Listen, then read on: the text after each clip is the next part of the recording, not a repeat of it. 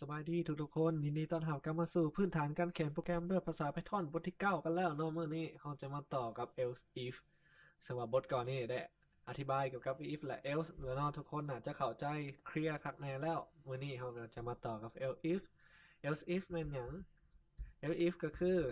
กรณีคือกับ if เป๊ะเลยเนาะต่างแต่ว่าถ้าว่าเงื่อนไข if บ่เป็นจริงแล้วมันก็จะมากวดสอบ else if ก่อนถ้าว่า else if ยังบ่เป็นจริงมันจึงลงไป else เนาะมันก็จะเฮ็ดเวียกประมาณนี้อ่าก็คือใน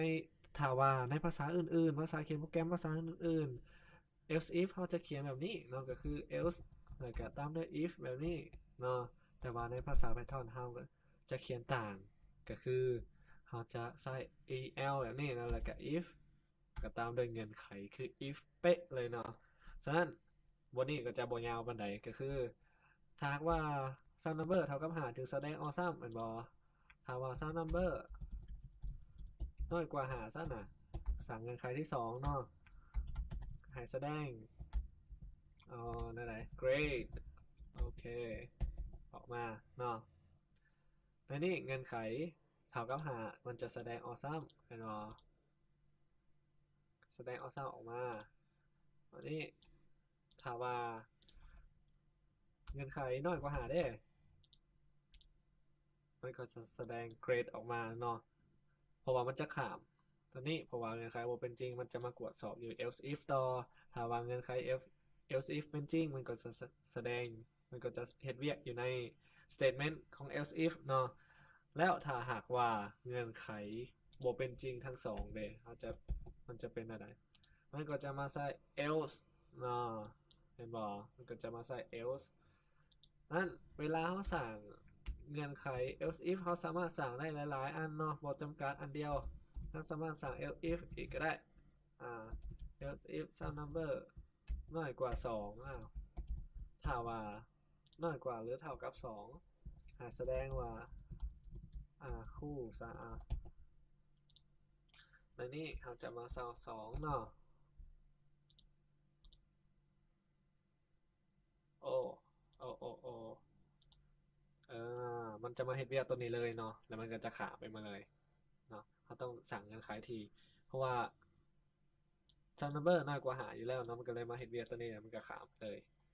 เนาะมันจะขาไปหมดเลยถ้าว่าเฮ็ดเวียกกล่องใดกล่องหนึ่งแล้วมันก็จะขาไปเลยขาไปหมดเลยเนาะมันจะบ่แคร์พวกนี้ต่อไปเนาะฉะนั้นจุดแก้ไขจุดนี้ก็คือเปลี่ยนเป็นง่ายกว่าหาซะง่ายกว่าหาเนาะ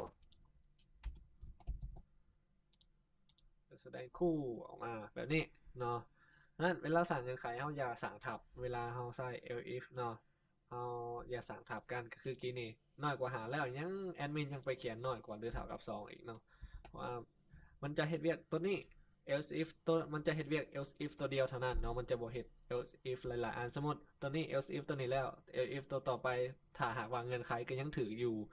มันก็จะข้ามไปเลยเนาะจะมาประมาณนี้สำหรับ else if อ้าวเป็นอะไรทุกคนทานแมนบอวันนี้แอดมินจะมาลองเหตุอ่าระบบหับเกรดเบิ่งเนาะอ่าเกรด print enter ไอ้บออืมเกรด checking อ่าเนาะแล้วก็แอดมินจะเขียนให้มันหับค่าจากคีย์บอร์ดเนาะรอ input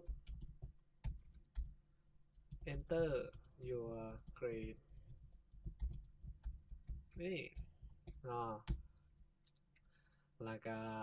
ถ้าหากว่าเลยใส่ if มาใส่เลยเนาะในจุดนี้ if grade อ่าใหญ่กว่าหรือเท่ากับใหญ่กว่าหรือเท่ากับ80ให้ print you got grade A else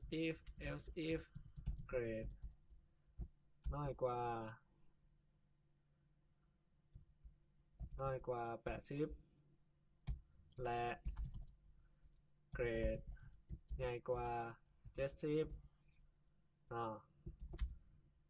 ให้ print you got grade B oops B else if grade น้อยกว่า70ใหญ่กว่าหรือเท่ากับเนาะน้อยกว่า70 and grade ใหญ่กว่าหรือเท่ากับ60 C เนาะ C แล้วอีกเงื่อนไขหนึ่งเกรดน้อยกว่า60และเกรดใหญ่กว่าหรือเท่ากับ50 print you got grade D แล้วเราก็มาเข้า else print you got F ก็จะประมาณนี้เนาะสำหรับโปรแกรมเช็คเกรดเนาะโดยภาษา Python โดยใช้ if else if แล้วก็ else เนาะอันนี้เราจะใช้ and เพราะว่าเขาต้องกำหนดเห็นบ่เขาต้องกำหนดว่าน้อยกว่า80และต้องใหญ่กว่าหรือเท่ากับ70จึงได้ B เนาะถ้าเขาใส่แต่ตัวนี้มันก็จะมาทับไปแบบนี้มันบอกคือแบบเขาทดลองกี่นี่มันจะทับแล้วก็มันจะเห็นเวียดแต่ตัวเดียวในนี้เขาสั่งเงื่อนไข2อันเนาะเขาจึงจำเป็นต้องสั่งเงื่อนไข2อัน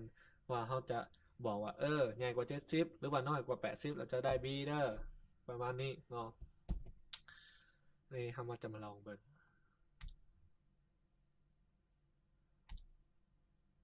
โอ้แอดมินได้เทอมนี้แอดมินเซ็งเลขเด้อได้99แอดมินได้99คะแนนแอดมินก็ได้ A เนี่ยหรอรันใหม่มโนไว้เนาะเลขได้99เกิดมาบ่เคยได้เถื่อ ต่อไปเคมีเคมีแอดมินได้หมัก3ได้4ตกเนาะก็ได้ F ประมาณนี้เนาะสำหรับการเห็นเวียกของ if else if แล้วก็ else มารวมกันบะเดียวมันเป็นไดทุกคนเข้าใจมั้ยบ่โอเค